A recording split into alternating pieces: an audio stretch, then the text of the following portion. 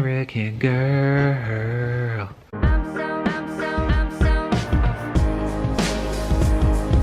Hello everybody and welcome back to another video on my channel. It has been a minute since I've uploaded a video. In fact, I think it's been exactly a week. And I just wanted to do a little what happened to NaNoWriMo, specifically in regards to me. Two things really quick. Number one, my nose is all stopped up. I don't know what it was. I was fine.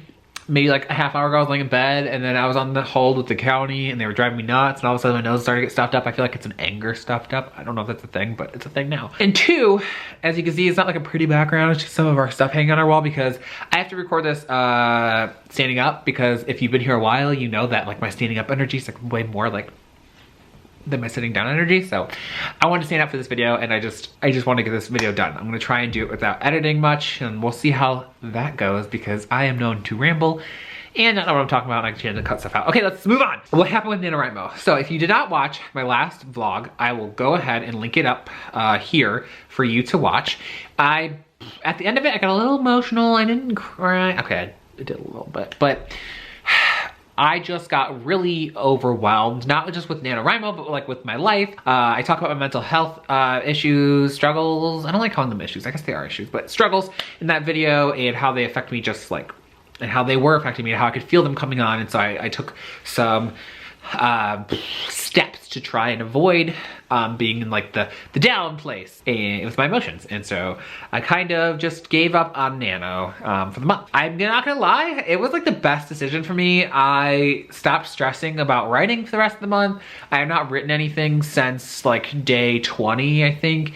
And I know like before I would feel really guilty, but like I don't.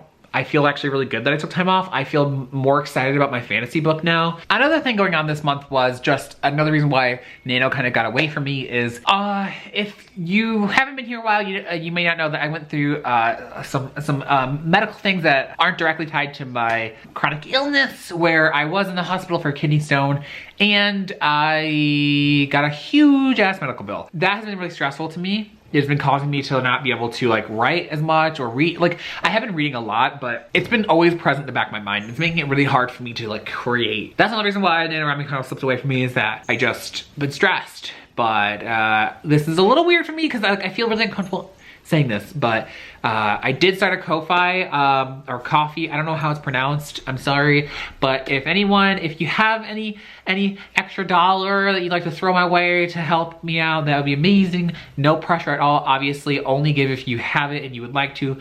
No hard feelings if you don't. I totally understand. It is a very busy and expensive time of the year, so no hard feelings, but it is linked below if you'd like to go ahead and click on it and just look at it at least. And you can just say, hey, this is cool, and click right out of it. I have spent the time off reading more. I'm reading the fantasy fiction formula, which I don't have on hand, but I'll link it below. And then also the second Game of Thrones book. Something about reading another fantasy, especially like one that's so high regarded and it's just like so well written, and like I love the characters and the setting and everything, that really like reinvigorated me to like want to do well with my fantasy and like really like deep dive into the characters and the setting and you know, a little bit of magic that I'm gonna sprinkle in there and stuff. So I'm glad that I took the time off. I'm glad that I stopped to work on myself and to work on my reading self, because I don't know, I don't know. I think it really helped me, and the fantasy fiction formula is also helping me. I did say in my last vlog, there's Damien's shadow. I did say in my last vlog that I thought that anyone could use it if they're writing any kind of book. You can pop your head in. There's Damien. Why are you? Hi. Hi. It's me. It's Damien. Last time talked about how I thought the fantasy fiction formula could be used for any kind of book. Now I will say the section that I'm in right now, if you're interested in this book, it definitely is geared towards mostly fantasy writing, but there are a lot of things you could pull out of it, even if you're writing a contemporary. I still suggest it, but it is getting a little more like fantasy based as I get further into reading it. But just wanted to preface that in case anyone was thinking about getting it. Besides that, I think that recently Jessica Williamson and Lindsay Puckett, which if I edited correctly, the videos will be right here. I really like, they both made videos on like toxic productivity and like a NaNoWriMo burnout and just like this hustle, like anti-hustle, like mentality, well, the mentality is hustle, and Jessica was talking about anti-hustle, is that it's not just in our community, it's not, and I feel like this has been talked about a lot, and by me and by other people, that there is this sense of you need to be writing every day, you need to be like hustling, you need to get this done, you need to write, you know, blah, blah, blah. And it's just like, Becca C. Smith actually, at least I'm pretty sure it was Becca C. Smith, but Laura, my sister, always makes fun of me that if I can't remember what AuthorTuber said something, I for some reason always think it was Becca, but I'm pretty sure it was Becca, talked about how since she's been writing full force that she kind of has forgotten all of her other hobbies. And that is something that am I imagining that, Becca? Did you say that? I don't know. But that is something I totally see, and I see myself doing as well. So I'm trying to work more on having time to do other things that I love to do. I do love playing video games. I do love creating things for my Etsy shop. I do love just, you know, watching TV with Damien and all kinds of things. And I was pushing all of it away to like just get writing done, and I was feeling so guilty when I wasn't. Like Lauren Clark talked about this in one of her videos, that she was out with her friends and the whole time she was thinking I should be writing blah blah blah, like these people I haven't seen in years and I should be writing right now, and she didn't like that. And I was like, I totally get that, because like when you're doing other things you're thinking like, I should be writing. What am I doing? I'm wasting my time when I should be writing. And I just don't think that is a healthy mentality. And I do it myself. This doesn't be like ragging on Lauren. Like, I do it myself. And I think that Jessica actually talked about it really brilliantly. Also, I'm gonna link all these videos below. You should go ahead and watch all of them. Jessica talked about it brilliantly, where it was like, we just need to stop trying to push ourselves so hard, and for 2020 to just be like this year of relaxation. And it's like, if, you know what, like Jessica even said, she only got 8,000 words, but you know what, that's 8,000 more than she had before that she wouldn't have written. I wrote, I think, around like 20,000 words, and that's 20,000 words. Whether or not it's all trash, which it is, I'm gonna delete most of it, it's still 20,000 words that I didn't have before, and that's amazing. That's exciting. I got to learn about a new character in my fantasy book that I had no idea even existed, and I got to know one of the main characters a lot more, and the kind of person that she is, and the kind of like things that she wants in life that I thought I knew I had worked out, but I hadn't. So some good stuff came out of NaNoWriMo, even though I like kind of towards the end, you know? But I was talking to Lindsay in the comments on her video that as someone with a chronic illness, both me and her, we talk about these, she's talking about how she wants to take days off, because she said in all of 2019 she only took 14 days total off that were not sick days, because sick days don't count towards days off, because you're not relaxing, you're not like having a good time, you're like in pain and stuff. So she only took 14 days off the entire year. And we had this discussion in the comments that it's because when you have an illness, or just, I think this can extend to a lot of people, that when you're having a good day and you're not in any pain and you're just feeling like this is life right now, I'm happy, that if you're not writing in those times, you think I should be writing, because what about tomorrow? What if I'm feeling bad tomorrow? Well, then I just wasted 2 days. Wasted. I don't believe wasted, but you know, I don't believe that you're wasting them, but that's how your mind thinks. Like, oh, I just wasted 2 days. And I think that could actually go to a lot of people that write, because for instance, you may think like, oh, I don't want to write today. I'm in a good mood. I'm gonna go, you know, sew or go outside or play with my dog. And it's like, part of you may feel guilty, like, okay, but what if I don't have time to write tomorrow?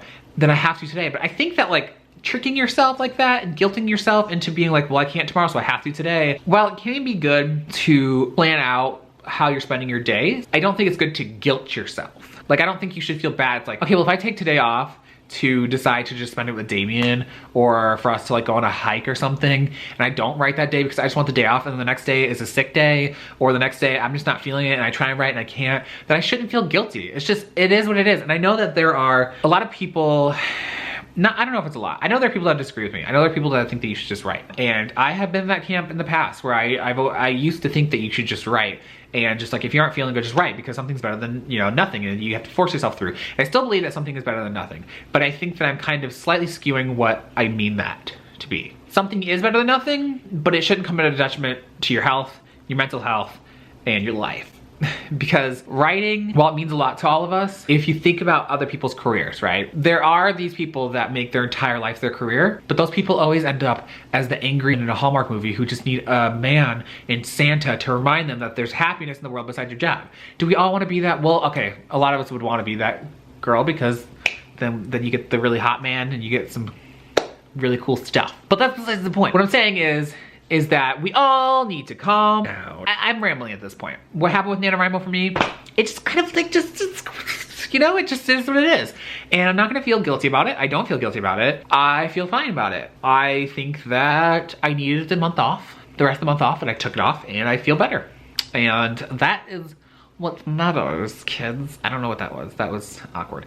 But again, I'm gonna link some videos below that you should definitely watch where there's similar discussions being had about this, probably more coherently than I am because I tend to just ramble and not be coherent.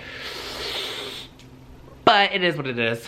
And what was the other thing I wanted to say? I felt like, I don't know if this, I know other people have mentioned this. I know for a fact Jessica mentions this. This year in particular, all of Nano felt very strange. I feel like a lot of people felt burnt out very early. Lauren Clark talked about it. I believe Kate Kavanaugh talked about it, even feeling burnt out towards the beginning of the month.